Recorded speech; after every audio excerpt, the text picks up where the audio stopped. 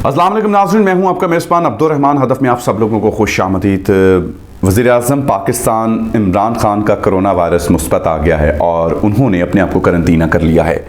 नाज़रीन, एक हफ़्ता पहले उन्हें कोरोना वायरस से बचाव के लिए वैक्सीन लगाई गई थी और एक हफ़्ते बाद जब उनका टेस्ट किया गया है तो कोरोना वायरस जो है वो उसका जो टेस्ट है वो मुस्बत आ गया है। यानी कि प्राइम मिनिस्टर इमरान खान भी इससे मुतासिर हो चुके हैं।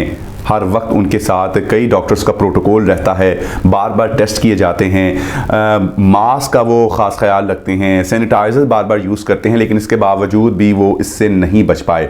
इस वक्त सवाल यह है कि वैक्सीन के बाद कोरोना वायरस कैसे मुस्बत आ गया।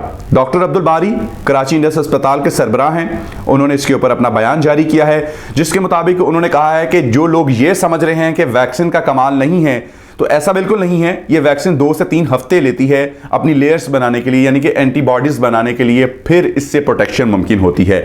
चूंकि इमरान खान साहब का टेस्ट जो है वो 1 हफ्ते बाद ही कर लिया गया है, हो सकता है बल्कि मुमकिन है कि कोरोना वायरस उनको वैक्सीन लगाने से पहले ही होगा। अब हल्का अहबाब में किया यह जा रहा है कि जो भी लोग उनको इस हफ्ते या 10 दिनों में मिले हैं उनके टेस्ट किए जाएंगे ताकि उन लोगों को भी महफूज बनाया जा सके।